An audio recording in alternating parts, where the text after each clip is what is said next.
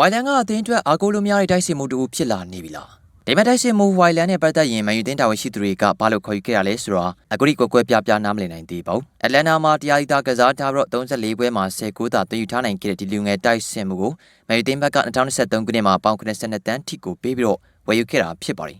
ပေါင်82တန်းဆိုတဲ့ပမာဏကတကယ်ရှာတတ်ရင်ထိတ်တန်းရည်သွေးရှိတဲ့အတွေ့အကြုံရင်တိုက်စစ်မှုမျိုးဝယ်ယူလို့ရနိုင်တဲ့ပမာဏဖြစ်ပါတယ်ဒါပေမဲ့မန်ယူတင်းတာဝန်ရှိသူတွေကဝိုင်လန်စီမှာဘာရည်သွေးတွေကိုမြင်ခဲ့လို့ယုံကြည်နဲ့ခေါ်ယူခဲ့ရလဲဆိုတာမေးခွန်းထုတ်เสียဖြစ်ပါတယ်အိုးထပ်ဖို့ကိုစားရောက်လာကစားရာသီဖြစ်တဲ့2023နဲ့14ရာသီမှာတော့ဝိုင်လန်ကအသင်းအတွက်43ပွဲမှာ16ကိုတင်ယူခဲ့ပါတယ်ဒီမာနာကမနေ့လုံးမများလုံးတာကြောင့်ဝိုင်လန်နဲ့ပတ်သက်လာရင်လူရဲ့ချီကျူးတန်တွေကိုဝေဖန်တန်တွေကိုမကြားခဲ့ရပါဘူးအဲဒီစားနာဝတီမှာဘယ်လိုပြုလုပ်ပြမလဲဆိုတာကိုပဲအချိန်မေးဆောင်ကြည့်ခဲ့ကြပါတယ်ဒါပေမဲ့ဒီရာသီမှာတော့ဝိုင်လန်နဲ့ပတ်သက်တဲ့ဝေဖန်တန်တွေကတစားစားကျဲလောင်လို့လာခဲ့ပါတယ်ဝိုင်လန်ကဒီရာသီမှာအသင်းအတွက်ပရီးမီးယားလိသွင်းကို2 9သာရယူထားနိုင်ခဲ့ပါတယ်နောက်ပြပြိုင်ပွဲစုံမှာဝိုင်လန်ကဂိုးပေါက်ပြောင်းနေတာကအခုဆို3လနီးပါးရှိတော့မှာဖြစ်ပါတယ်ပြီးခဲ့တဲ့တစ်ပတ်တနင်္ဂနွေနေ့ကကစားခဲ့တဲ့ဖူဟန်နဲ့ FA ဖလားပွဲမှာဆိုရင်လည်းပွဲတော်လူစင်းနေရာကကစားခွင့်ရရှိခဲ့ပေမဲ့ဘယ်လိုမှအဆင်မပြေခဲ့တာကြောင့်ဒုတိယပိုင်းမှာလူငယ်တိုက်ဆင်မှုချီရိုအိုဘီမာတင်နဲ့လူစားလဲခဲ့ရပါတယ်။အဲ့နောက်မှာပဲဝိုင်လန်ပေါ်ဝေဖန်တန်တွေကပုံမကျေလောင်လို့လာခဲ့တာဖြစ်ပြီးတော့အဲ့ပွဲစဉ်ကိုကွင်းနယ်ဒီကိုရိုင်းတက်ရောက်ကြည့်ရှုခဲ့တယ်။အသင်းကနမီဟောင်းတွေဖြစ်ကြတဲ့ဂရီနဗီနဲ့ရီယိုဖာရီနန်တို့နှစ်ဦးကဝိုင်လန်နဲ့ပတ်သက်တဲ့သူတွေရဲ့အမြင်တွေကို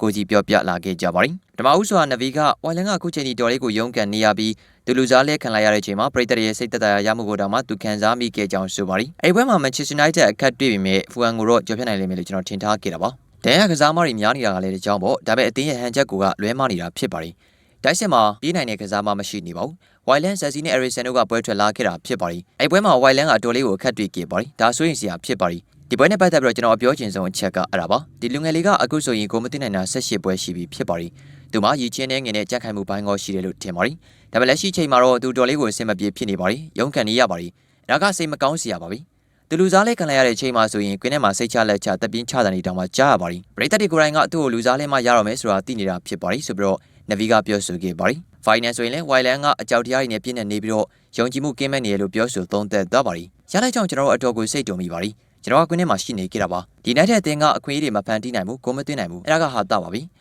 ဝိုင်လန်ဆိုရင်ချင်းနေအရန်ဆိုးလုံးလို့လူသားလဲလဲရတဲ့အချိန်ဒီမှာအိုဘီမာတင်ကိုမြင်လိုက်ရတော့လူတိုင်းကချို့ရလေးအကြောင်းစိတ်လှုပ်ရှားသွားခဲ့ရပါတယ်။အဲ့လိုလူငယ်ကစားမစီကဒါမျိုးတွေမြင်ရတာကလန်းဆန်းမှုကိုရစေပါတယ်။ဝိုင်လန်ကတော့ကွင်းထဲမှာကြောက်စိတ်ပြေဝင်နေသလိုပါပဲ။ချီရိုကလိုအပ်ချက်လေးရှိနေသေးတယ်ဆိုပေမဲ့သူ့အသက်အရွယ်ရလက်ခံပေးလို့ရပါတယ်။နောက်ဆိုရင်သူအခွင့်အရေးတွေပိုရလာမယ်ဆိုတာလည်းကျွန်တော်တက်အပ်ပြောနိုင်ပါတယ်။ကျွန်တော်ကောင်လေးနှစ်ယောက်ကိုသူရင်ဆိုင်ကစားခဲ့တာကျွန်တော်ကြည့်ခဲ့ပူပါတယ်။ပူအနေပွဲမှာသူကစားတော့တာကလည်းအဲ့ဒီတိုင်းပါပဲ။ဘောလုံးကလွတ်လာပြီဆိုတာနဲ့သူကအဲ့ဒီနားမှာအစင်းသင်းရှိနေပါတယ်ဆိုပြီးတော့ဖိုင်နန်ကဝိုင်လန်နဲ့ပတ်သက်တဲ့သူ့အမြင်ကိုပြောပြခဲ့ပြီးဝိုင်လန်နေရာမှာစားဝင်လာတဲ့လူငယ်တိုက်စင်မှုချီတို့ကိုပါချီကျူးသွားခဲ့တာဖြစ်ပါတယ်။ဝိုင်လန်အနေနဲ့တခုခုကိုလုံးမပြဘဲနေဒီတိုင်းသာဆက်သွားနေမယ်ဆိုရင်တော့နေပြအမရီယုံကြည်မှုကိုရရှိဖို့ခရင်ပြီးတိတ်မကြခင်ချိန်မှာအသင်းကပြန်လည်ထွက်ခွာရနိုင်ပါတယ်။